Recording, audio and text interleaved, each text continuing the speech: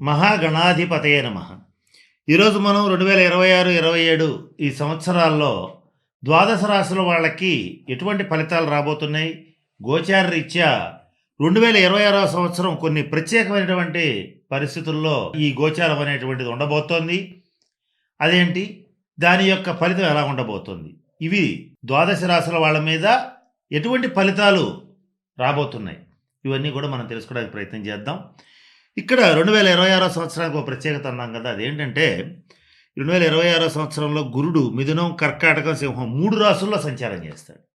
సాధారణంగా గోచార ఫలితాలు, సంవత్సర ఫలితాలు చెప్పేటప్పుడు ప్రధాన గ్రహాలైనటువంటి గురు, శని, రాహుకేతువుల యొక్క సంచారాన్ని మనం పరిగణనలోకి తీసుకుంటాం.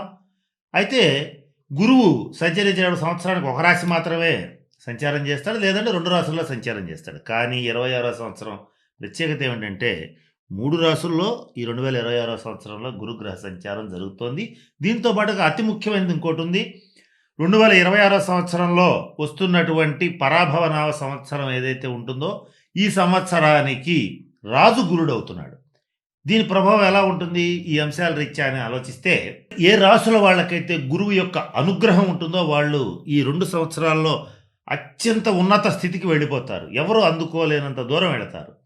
ఎవరికైతే గురువు యొక్క అనుగ్రహం ఉండదో వాళ్ళు మాత్రం చాలా ఇబ్బందులు పడతారు. ఏ రాశి వాళ్ళు ఎలా ఉంటారు అనేటువంటి అంశాల గురించి, ద్వాదశ రాశుల గురించి తెలుసుకుంటున్నాం.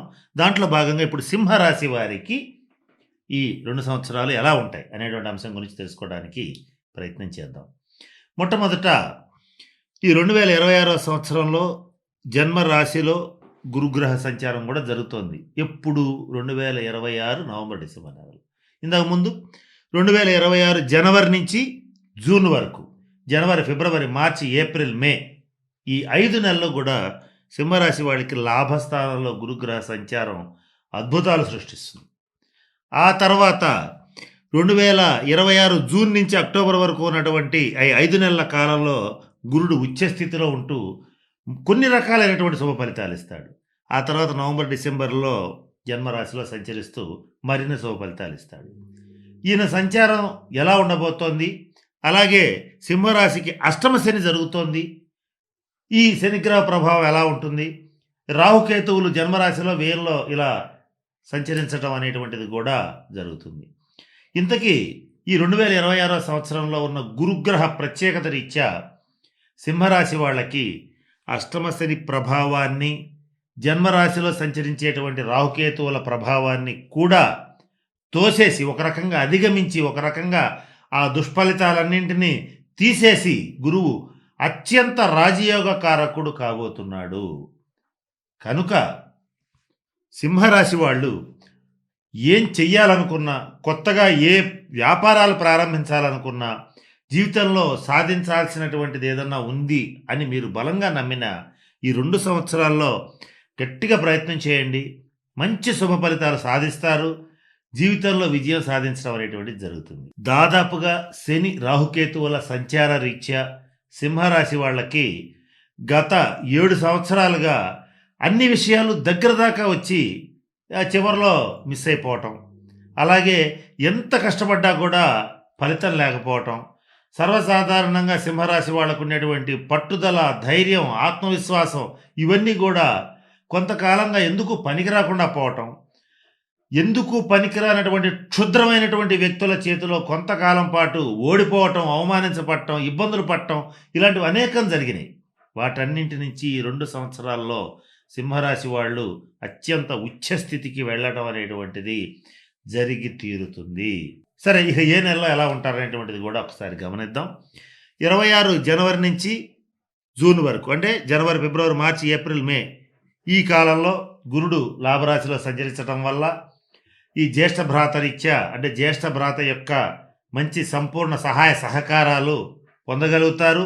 దేశ విదేశాల్లో ఉన్నటువంటి బంధువులు కానీ, మిత్రులు కానీ, ముఖ్యంగా సోదర వర్గం నుంచి, అంటే అక్కచెల్లెళ్ళు కానీ, అన్నదమ్ములు కానీ వాళ్ళ రీత్యా మంచి సంపూర్ణ సహాయ సహకారాలు లభించటం, సమాజంలో పేరు ప్రతిష్టలు ఉన్నటువంటి వ్యక్తులు మీ వెనకే ఉండటం, మీకు అండకాగటం, మిమ్మల్ని ప్రమోట్ చేయటం, సమాజంలో మీకు గుర్తింపు తీసుకురావటం, ఇటువంటి అనేక శుభ పరిణామాలు జరుగుతాయి.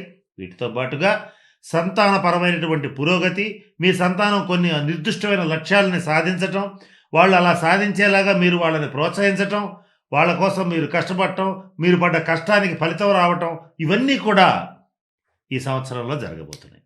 తర్వాత 2026 June, July, August, September, October వరకు ఉన్నటువంటి టైంలో గురుడు రాజయ్యి కర్కాటక రాశిలో ఉచ్చ స్థానంలో సంచరిస్తాడు. దీనివల్ల ఏం జరుగుతుందంటే సంతానపరమైన పురోగతి, శుభకార్యాల నిమిత్తం ఖర్చులు చేయటం, పుణ్యక్షేత్ర సందర్శన, అలాగే సమాజంలో అత్యంత పేరు ప్రతిష్టలు పొందినటువంటి వ్యక్తులు మీకోసం అండగా నిలబడటం, కోర్టు కేసుల నుంచి బయటపడటం, అలాగే రుణాలు తీర్చుకోగలగటం, ఆర్థికంగా అభివృద్ధి సాధించటం, ఎవరైతే కొంత మంత్ర సాధన చేసేటువంటి వాళ్ళు ఉంటారో వాళ్ళకి ఇష్టదేవత దర్శనం కలగటం, ఇవన్నీ కూడా జరుగుతాయి.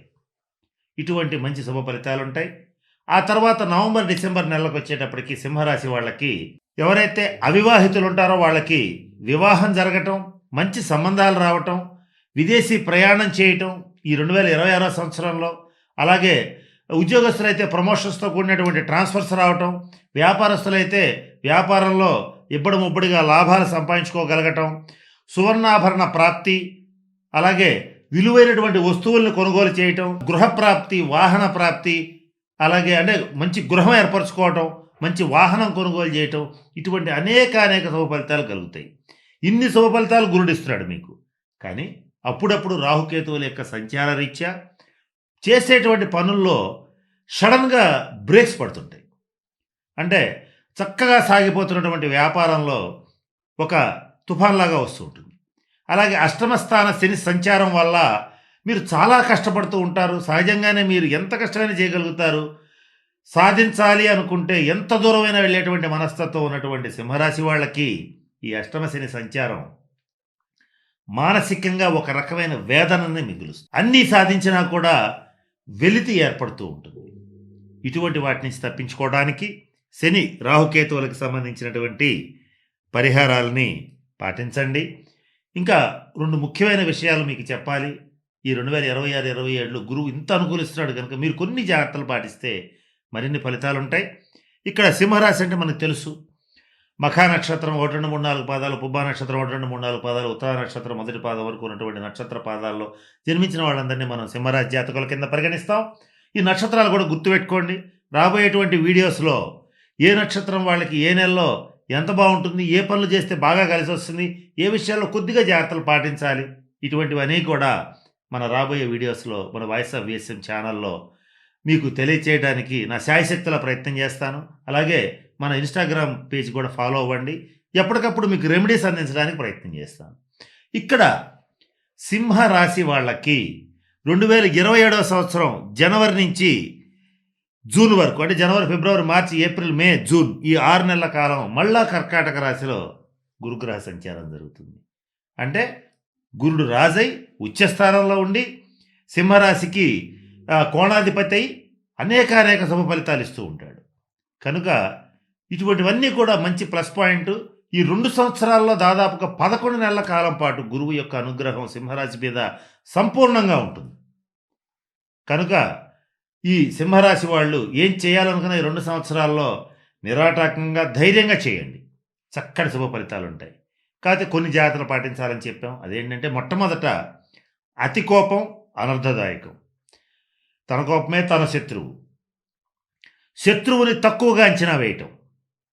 అలాగే ఈ సింహరాశి వాళ్ళు ఒక రకంగా చెప్పాలి అని అంటే పొగడ్తలకైతే పొంగిపోతారు, కానీ విమర్శలకు మాత్రం తట్టుకోలేరు. మీలో ఈ ప్రాబ్లం ఉందని చెప్తే ఒక రకంగా అతన్ని శత్రువులాగా చూస్తూ ఉంటారు. ఈ లక్షణాన్ని కాస్త ప్రయత్నపూర్వకంగా మానుకోండి. మీరు చేసేటువంటి వృత్తి కానీ, వ్యాపారం కానీ, ఉద్యోగం కానీ మీరు చెయ్యాలనుకుంటే ఎంత స్థితికైనా వెళ్తారు, కానీ చేసేటువంటి పనిలో కొంచెం అసంతృప్తికి గురైనా కూడా ఆ పని అర్ధాంతరంగా వదిలిపెట్టి వెళ్ళిపోతారు. ఇటువంటి టైము, ఇటువంటి పరిస్థితి నేను చెప్పిన ఈ సంవత్సరాల్లో కొన్ని నెలల్లో మీకు వస్తుంది. ఈ శనిగ్రహ ప్రభావం, అష్టమ శని రాహుకేతువుల ప్రభావం వల్ల వస్తుంది. అటువంటి సమయంలో శని రాహుకేతువులకు సంబంధించిన పరిహారాలు చేసుకుని జాగ్రత్త పడండి. కానీ బాగా డెవలప్ అవుతున్న టైంలో అర్ధాంతరంగా వదిలేసిపోకూడదు. ఇది ముఖ్యంగా సింహరాశి వాళ్ళకి ఈ 2 సంవత్సరాల్లో చెప్పదగినటువంటి ముఖ్యమైన సూచన. ఏది ఏమైనప్పటికీ సహజ శుభగ్రహమైనటువంటి గురుడు ఈ దుష్టగ్రహ ప్రభావాల్ని బుల్డోజ్ చేసి అంటే ఒక రకంగా అధిగమించి మరీ మీకు శుభ ఫలితాలు ఇవ్వబోతున్నాడు గనక, ఆ కొద్దిపాటి ఇబ్బందుల్ని వ్యక్తిగత జన్మజాతక రీత్యా తగిన శాంతి పరిహార క్రియలు పాటించి, చక్కగా సింహరాశి వాళ్ళందరూ అష్టైశ్వర్యాలతో, భోగభాగ్యాలతో ఉంటారని మనస్ఫూర్తిగా పరమేశ్వరుడిని ప్రార్థిస్తూ సెలవు తీసుకుంటున్నాను.